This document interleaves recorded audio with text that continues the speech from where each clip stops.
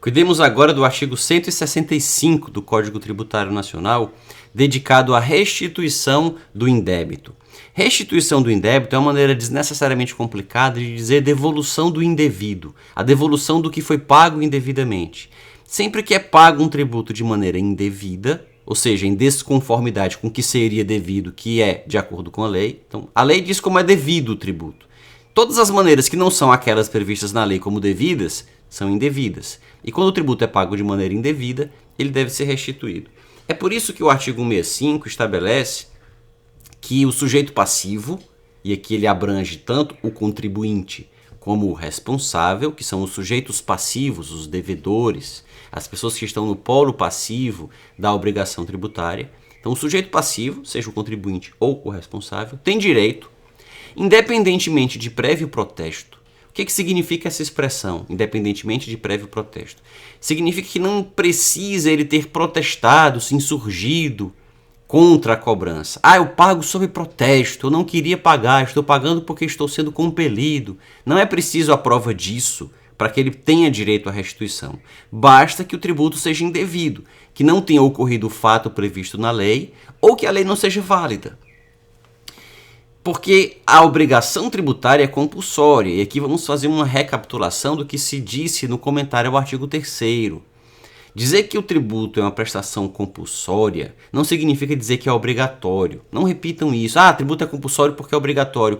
Toda obrigação o é.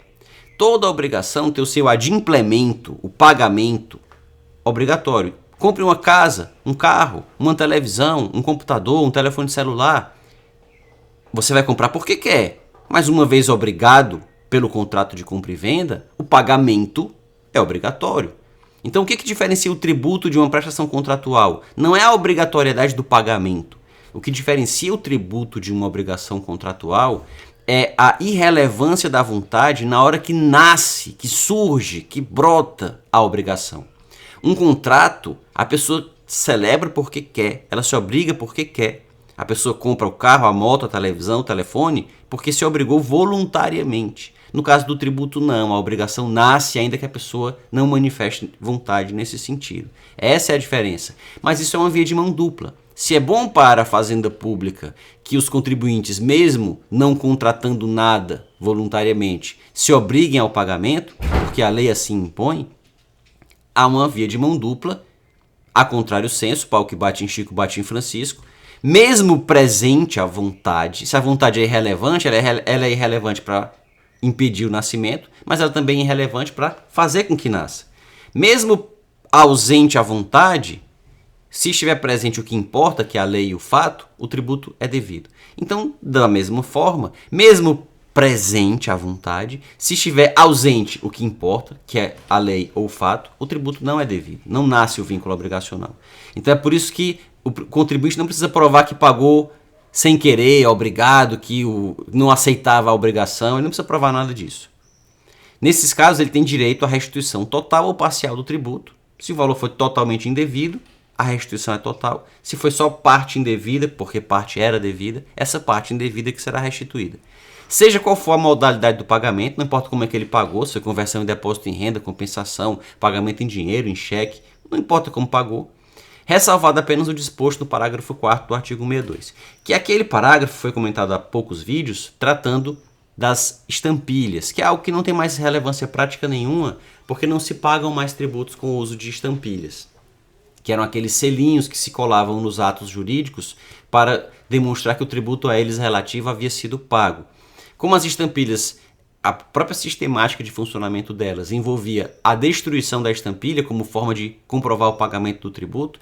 Se o contribuinte destruísse a estampilha sem querer, ficava muito difícil o controle de saber se aquela estampilha foi destruída sem querer, sem que nenhum fato gerador tivesse ocorrido ou nenhum tributo fosse devido, ou se ela foi destruída porque realmente o tributo foi pago e era devido. É algo que, do ponto de vista constitucional, pode ser questionada a validade dessa ressalva aqui, mas como na prática não se pagam mais tributos com estampilhas, na prática essa questão não se coloca mais. Então, o que importa é saber que o contribuinte tem direito à restituição nesses casos mencionados nos 3 incisos. O primeiro se refere a situações em que ou a lei não é válida ou não é aplicável, não está mais vigente, por razões de direito, o significado, o alcance dela não envolvem aquela situação.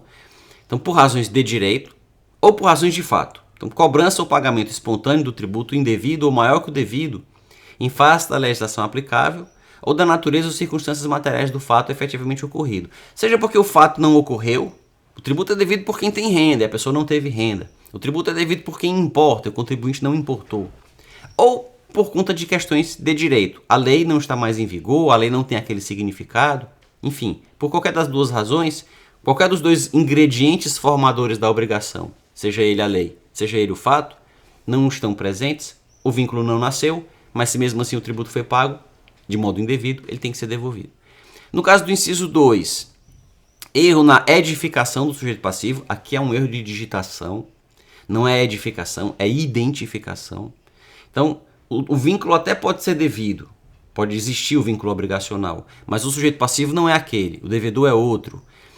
Determinação da alíquota aplicável, o tributo até pode ser devido, mas não é 20%, é só 15% ou 5%, enfim, a alíquota aplicável foi equivocada. Ou qualquer outro aspecto relativo àquela obrigação foi indevidamente considerado. Em síntese, os incisos 1 e 2 tratam de situações nas quais o vínculo jurídico obrigacional, tributário, ou não existe, ou existe em um montante menor do que aquele que foi tido em consideração para o pagamento. E, portanto, o pagamento, no todo ou em parte, não tem amparo no direito e, por isso, deve ser devolvido. O inciso 3 trata de uma situação um pouco diferente. Reforma, anulação, revogação ou rescisão de decisão condenatória. Em primeiro lugar, notemos que há aqui uma impropriedade processual. A Fazenda Pública não move ações de conhecimento, em regra, contra o cidadão. Portanto, em regra, jamais se profere uma decisão condenatória contra um contribuinte. O juiz não condena o contribuinte a pagar o tributo. Nunca ninguém vai ver a Receita Federal, por meio da Procuradoria, a União, por meio de sua Procuradoria da Fazenda Nacional, movendo uma ação condenatória para que o Judiciário condene Supermercado X, Banco Y, Companhia Aérea Z, a pagar X de imposto de renda, tanto de PIS ou COFINS ou contribuição social. O fiscal lança esses tributos administrativamente. O contribuinte é que, se quiser, entra com ação, essa sim, declaratória da inexistência de relação jurídica que o obriga a pagar o tributo, condenatória do ente público da necessidade de devolver esse tributo, constitutiva negativa para que se desconstitua o lançamento que foi feito. Então, ações de conhecimento, declaratórias, condenatórias ou constitutivas, elas são movidas pelo contribuinte contra a Fazenda. E há situações assim que esse inciso se refere de maneira imprópria ou atécnica. Esse inciso 3 se refere a uma situação em que o contribuinte move uma ação diante de um lançamento feito contra ele. Ele move uma ação para que o juiz declare que o tributo não é devido e extinga o crédito tributário, anule aquela cobrança. Só que a ação é julgada improcedente, ou o pedido é julgado improcedente. Então temos aqui uma sentença declaratória negativa, a rigor. O juiz afirma, olha, você não tem razão. Eu não vou me meter, eu não vou interferir nessa cobrança feita pelo fisco, porque a cobrança é devida. Só que o juiz apenas declara isso de maneira indireta, ao negar o pedido do contribuinte. Portanto, não há uma condenação, mas é uma impropriedade cometida pelo artigo 65. O que importa é que, em situações assim, também há o direito à restituição e isso terá reflexos na contagem do prazo. Porque pode acontecer de o contribuinte mover uma ação, por exemplo, anulatória ou embargos à execução, se insurgindo contra uma cobrança, ele perde em primeira instância e, diante desse insucesso, ele paga.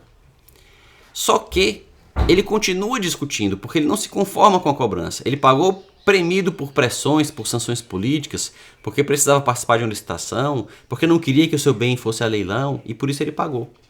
Mas ele continua discutindo. Ele não pode desistir mais da ação se tem uma sentença de improcedência, porque senão essa sentença vai transitar em julgado. E ele não pode mover desde logo a ação de repetição do indébito, porque haveria choque com a ação anulatória que tem um objeto quase igual e que tramita junto, haveria litispendência entre as duas.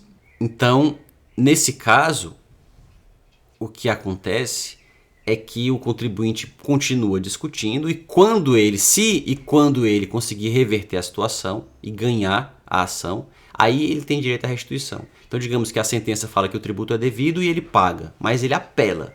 Diz que pagou pressionado pela Fazenda e apela. No tribunal, a sentença é confirmada. Ele recorre extraordinariamente para o STF. E no STF, vários anos depois, o STF afirma que o tributo que ele havia pago por conta da sentença não é devido e se reforma essa sentença. É daí que começa, inclusive, o prazo para a repetição do indébito. Veremos isso quando tratarmos do artigo 168. Agora, para encerrar as discussões sobre esse artigo 165, é importante referir o seguinte: o direito à restituição do indébito não decorre do artigo. Não é por causa do artigo 165 que os contribuintes têm direito à devolução de um tributo pago indevidamente. O direito à devolução de um tributo pago indevidamente é uma consequência do Estado de Direito, é uma consequência de todo o direito tributário, em geral, e em especial da regra que especificamente tiver sido violada pela cobrança indevida. Por que a cobrança é indevida? Porque a lei foi publicada em um exercício e o ente público começou a cobrar o tributo no mesmo exercício, sem respeitar a anterioridade, e não havia exceção prevista para essa situação e a anterioridade precisava ser respeitada. Foi um aumento de ISS que aconteceu no meio do ano e logo no mês seguinte o município começou a cobrar, ou mesmo em relação a meses anteriores ao aumento. Nesses casos, a restituição tem fundamento no princípio da anterioridade e da irretroatividade que foram violados. Se é um tributo confiscatório, indevido porque confiscatório, foi pago mesmo assim, o direito à devolução tem fundamento no princípio do não confisco. Se foi um tributo cobrado de uma entidade imune, venderam livros e mesmo assim cobraram deles ICMS e o contribuinte pagou. O direito à restituição decorre da imunidade dos livros. Foi uma igreja que foi obrigada a pagar IPTU do imóvel onde funcionava o culto.